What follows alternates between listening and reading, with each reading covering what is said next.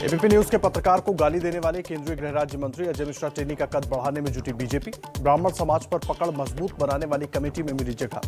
आज सुबह जेपी नड्डा से मिल सकते हैं टेनी।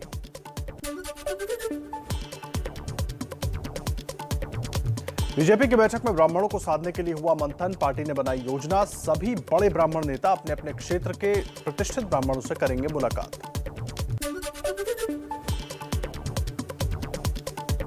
प्रयागराज में बाहुबली अतीक अहमद की कब्जे वाली जमीन पर सीएम योगी ने किया भूमि पूजन। पीएम आवास योजना में गरीबों के लिए बनाए जाएंगे घर।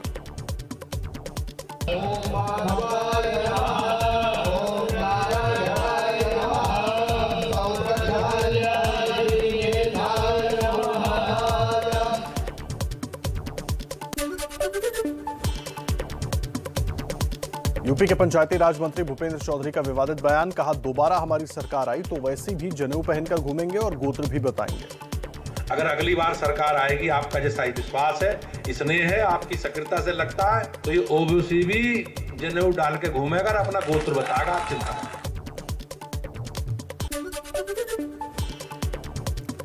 यूपी के कासगंज में गृह मंत्री अमित शाह ने भरी हुंकार। पिछली सरकारों पर बोला हमला। कहा, बुआ बबुआ ने यूपी को लूटा। बुआ बबुआ ने जो सरकारें चलाई वो सभी का विकास करती थी क्या?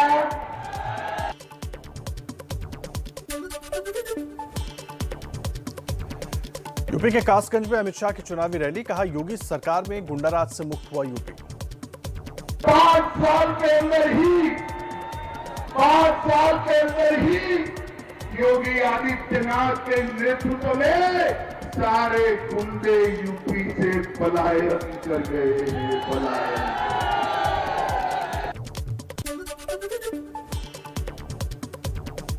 कांग्रेस नेता रणदीप सुरजेवाला का योगी सरकार पर निशाना। बोले, यूपी में शादी में 200 लोगों की संख्या सीमित कर दी, लेकिन खुद की रैलियों में 2 लाख लोगों की भीड़ जुटा रहे हैं।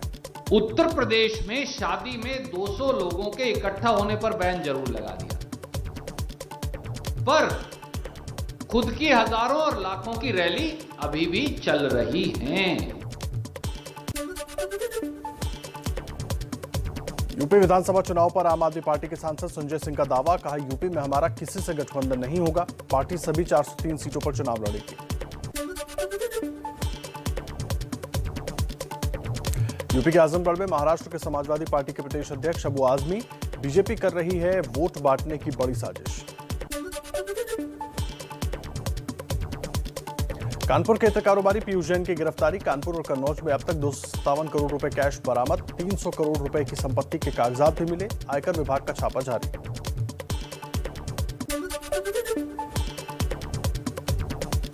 कौशाम्बी में सीएम योगी का समाजवादी पार्टी पर निशाना। कहा, जो सत्ता से बाहर है आज भी उनकी दीवारों से पैसे निकल रहे हैं। 2017 से पहले गरीबों का पैसा नेताओं की जेब में जाता था।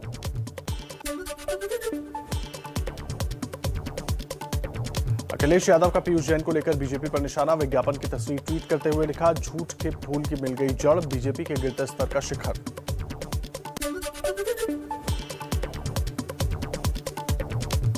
कांग्रेस की मैराथन प्रतियोगिता में मोदी के लिए नारेबाजी। मैराथन में भाग लेने वाली छात्राओं ने मोदी जिंदाबाद के नारे लगाए।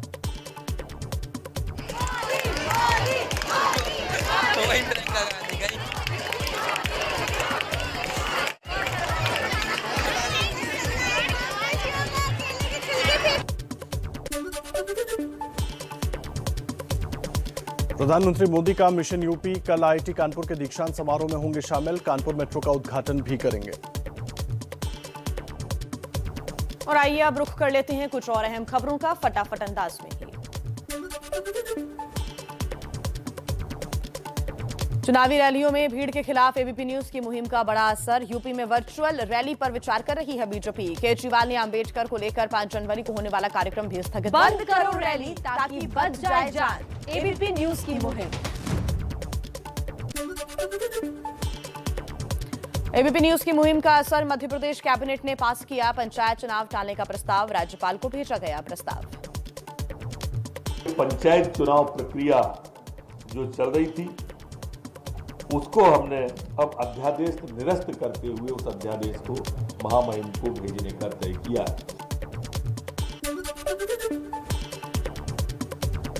चुनाव आयोग की केंद्रीय स्वास्थ्य सचिव के साथ सुबह 11 बजे बैठक। ओमिक्रॉन के बढ़ते खतरे के बीच रैलियों और चुनावों को लेकर चर्चा होगी। क्या चुनावी रैलियों पर लगेगी रोक? प्रधानमंत्री मोदी का आज हिमाचल प्रदेश के मंडी का दौरा। करीब 12 बजे 11,000 करोड़ से ज्यादा की परियोजनाओं का उद्घाटन और शिलान्यास करेंगे। यूपी के सीएम योगी आदित्यनाथ आज दोपहर 12 बजे प्रतापगढ़ में जनविश्वास यात्रा को करेंगे संबोधित। दोपहर 2 बजे सीतापुर में भी करेंगे रैली। यूपी के वाराणसी में आज से 3 दिवसीय काशी फिल्म महोत्सव की शुरुआत। हेमा मालिनी समेत कई दिग्गज कलाकारों का होगा लाइव शो।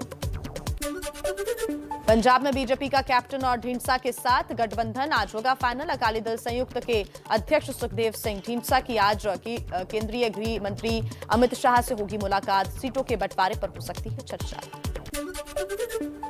चंडीगढ़ नगर निगम चुनाव के वोटों की गिनती आज। आएंगे नतीजे। 24 दिसंबर को हुआ था मतदान। राज्यों के कामकाज संबंधी स्वस्थ राज्य प्रगतिशील भारत का चौथा एडिशन जारी करेगा नीति आयोग। आज 18 संपत्तियों की नीलामी करेगी शेयर बाजार में पैसे लगाने वालों को सुरक्षा देने वाली संस्था सेबी। निवेशकों के पैसों की होगी वसूली। पीएम मोदी का नए साल की शुरुआत में विदेश दौरा। 6 जनवरी को यूएई जाएंगे पीएम मोदी। दुबई एक्सपो और भारत यूएई मुक्त व्यापार समझौते पर हस्ताक्षर को लेकर ऐतिहासिक होगी यात्रा। कांग्रेस नेता राहुल गांधी का मिशन पंजाब। 3 जनवरी को मोगा से चुनाव प्रचार अभियान की करेंगे शुरुआत।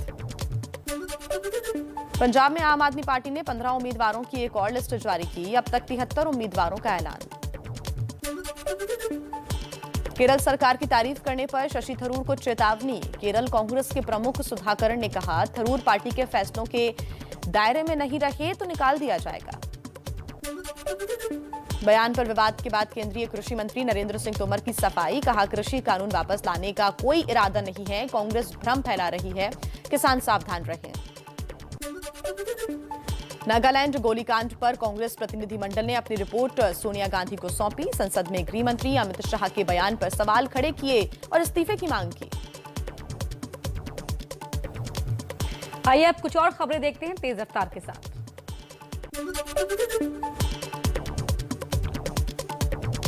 बच्चों के लिए वैक्सीन के ऐलान के बाद भी सियासी संग्राम। कांग्रेस ने पूछा 31 दिसंबर तक सभी वयस्कों के वैक्सीनेशन के वादे का क्या हुआ। 15 साल से 18 साल की आयु के बीच के जो बच्चे हैं, अब उनके लिए देश में वैक्सीनेशन प्रारंभ होगा। 18 साल और उससे बड़े वयस्कों को, एडल्ट्स को 59.40 करोड़ वैक्सीन कब लगेगी?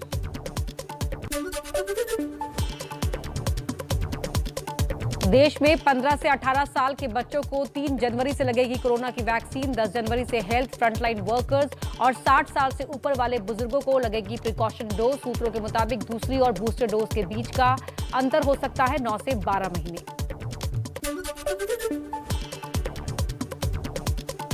साठ साल से ज्यादा उम्र के बुजुर्गों को बूस्टर डोज पर बड़ी खबर। एनएचए के सीईओ आरएस शर्मा ने कहा, बूस्टर डोज के लिए गंभीर बीमारी के लिए बुजुर्गों को सर्टिफिकेट दिखाना होगा जरूरी। महाराष्ट्र विधानसभा के शीतकालीन सत्र के दौरान 2 दिनों में 2200 लोगों का आरटी-पीसीआर टेस्ट। 32 लोगों की कोविड रिपोर्ट पॉजिटिव आई। पुलिस के जवान और दूसरे सरकारी कर्मचारी और 3 पत्रकार भी शामिल।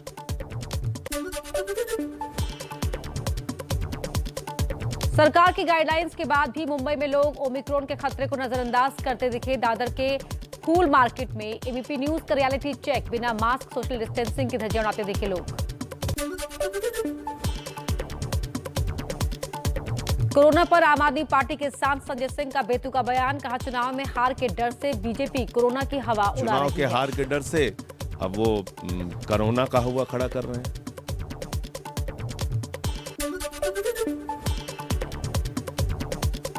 यूपी के भरथना की बीजेपी विधायक सावित्री कठेरिया का कोरोना को लेकर अजीबोगरीब बयान। कहा, हम सब किसान हैं और कोरोना किसानों से डरता है। कोरोना तो आता है, लेकिन जो सिटियां हैं उनमें कोरोना आता है, और जो गांव देहात की बात है वहां से कोरोना खुद ही डरता है।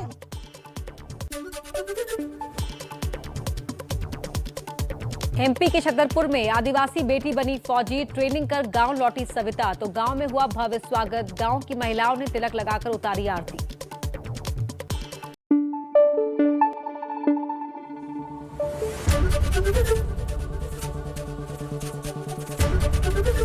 एबीपी न्यूज आपको रखे आगे।